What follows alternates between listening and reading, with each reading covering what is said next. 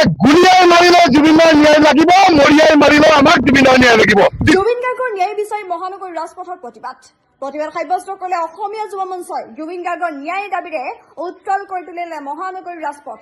প্ৰতিবাদত অংশ অসমীয়া যুৱ মঞ্চৰ বিষয়বীয়া সদস্যৰ। প্ৰতিবাদত অসমীয়া যুৱ মঞ্চৰ সহ সম্পাদক আকাশ শইকীয়াৰ হুংকাৰ, মৰিয়াই মাৰিলেও মাৰক, গুলিয়াই মাৰিলেও মাৰক, মুঠতে জুবিন দাৰ ন্যায় লাগিবই, দোষীয়ে কঠোৰ শাস্তি পাবই লাগিব।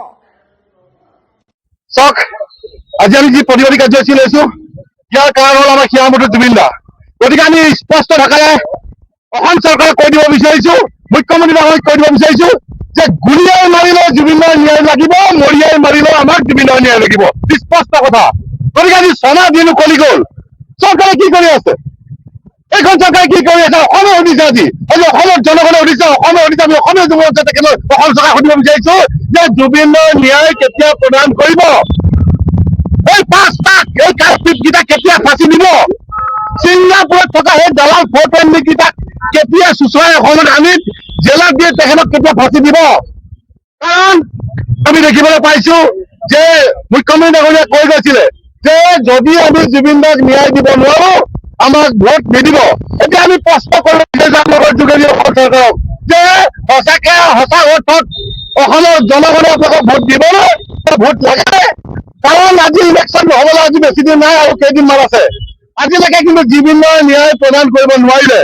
আৰু সমান্তৰালকে ক'বলৈ গ'লে আপুনি চাওক, আজি মূল্য বৃদ্ধিয়ে জুৰুলা কৰিছে, কিন্তু আঁচনিৰ ওপৰত আঁচনি, আঁচনিৰ ওপৰত আঁচনি, আৰু আঁচনি দি থাকিলে কি হ'ব নেকি? তেওঁ আজি হয় প্ৰশান্ত ফুকন ডাঙৰীয়াক সুধিব বিচাৰিছো, যেতিয়া মূল্য বৃদ্ধি হৈছে তেওঁ পিঁয়াজৰ মালা পিন্ধি গেছৰ চিলিণ্ডাৰ লৈ প্ৰতিবাদ কৰিছিলে, কিন্তু আজি তেওঁ মন্ত্ৰিত্ব লোভ আছিলে। যদি মন্ত্ৰিত্ব আজি পাই গ'ল, পোৱাৰ পিছত কিন্তু আজি মূল্য বৃদ্ধি নাইকিয়া হৈ গ'ল। ক'ত গ'ল? আজি প্ৰশান্ত ফুকনক আমি সুধিব বিচাৰিছো যে আপুনি মন্ত্ৰিত্ব বাদ হৈ আজি পিঁয়াজৰ মালা পিন্ধি আজি চিলিণ্ডাৰ কিয় আন্দোলন কৰা নাই? আজি গেছৰ চিলিণ্ডাৰ গৈ পেলাই 1100 টকা হৈ গ'ল। আজি এটা দৰৱ কিনিব নোৱাৰো, প্ৰেছাৰ দৰৱ কিনিব নোৱাৰে, চুগাৰ দৰৱ কিনিব নোৱাৰে, যিটো ফাইলৰ দাম আছিলে 40 টকা হৈ আজি দৰৱৰ ফাইল হৈ গ'ল 90 টকা। গতিকে অসম চৰকাৰক আমি প্ৰশ্ন কৰিব বিচাৰিছো যে আঁচনিৰ পৰা আঁচনি কৰি নাথাকিব। অসমৰ জনগণে শিক্ষা বিচাৰিছে, স্বাস্থ্য বিচাৰিছে, সেইবিলাকত গুৰুত্ব প্ৰদান কৰক। আঁচনি বহুত হৈ গ'ল।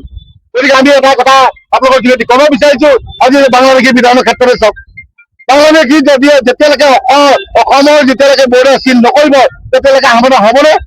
আজি গতিকে আমি আৰু এটা কথা কৈছো যে ইনাৰলাইন পাৰ্মিট, আমাৰ অসমত ইনাৰলাইন পাৰ্মিটৰ ব্যৱস্থা কৰক, চিধা কথা, স্পষ্ট কথা। আৰু মেইন বস্তুটো হৈ গ'ল যে আমাক জুবিন দাৰ ন্যায় কেতিয়া প্ৰদান কৰিব অসম চৰকাৰে স্পষ্ট ভাষাৰে আমাক ক'ব লাগে। অন্যথা অসমৰ জনগণৰ লগতে কিন্তু অসমীয়া যুৱ মঞ্চই অসম চৰকাৰক এৰি নিদিয়ে, জেল দিয়ে, ফাঁচি দিয়ে, গুলিয়াই মাৰে, মৰিয়াই মাৰে, ন কম্প্ৰমাইজ জুবিন দাৰ লগত। চিধা কথা, জয় জুবিন দা, জয় জুবিন দা, জুবিন দাৰ ন্যায় লাগিব, জুবিন দাৰ